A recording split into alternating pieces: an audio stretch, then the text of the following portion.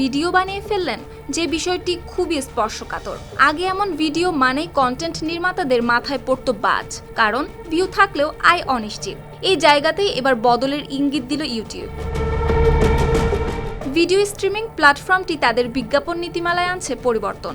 এখন থেকে বিতর্কিত বিষয় নিয়ে তৈরি ভিডিও থেকেও আয় করা যাবে পুরো অর্থ, কিন্তু শর্ত একটাই, সেখানে থাকতে পারবে না কোনো কৃত্রিম নাটকীয়তা বা বিভৎস উপস্থাপন। প্রযুক্তি বিষয়ক সাইট টেকক্রাঞ্চ জানিয়েছে, এই তালিকায় রয়েছে আত্মহত্যা, গর্ভপাত, পারিবারিক ও যৌন নিপীড়নের মতো সংবেদনশীল বিষয়গুলো। ইউটিউব জানিয়েছে, আগে কোনো ভিডিওতে বিস্তারিত বর্ণনা আছে কিনা বা নাট্যরূপ দেওয়া হয়েছে কিনা এসব খুব একটা বিবেচনায় আসতো না। ফলে এমন ভিডিওতে প্রায় দেখা যেত হলুদ ডলার আইকন, যা পুরো আয়ের পথে বাধা তৈরি হয়ে দাঁড়াতো।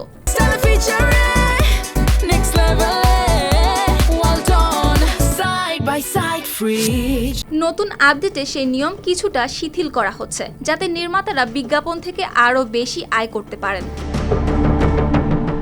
এই পরিবর্তনের কথা জানানো হয়েছে ইউটিউবের ক্রিয়েটর ইনসাইডার চ্যানেলের একটি ভিডিওতে। সেখানে বলা হয়, কন্টেন্ট নির্মাতাদের মতামতই এই সিদ্ধান্তের পেছনের বড় কারণ।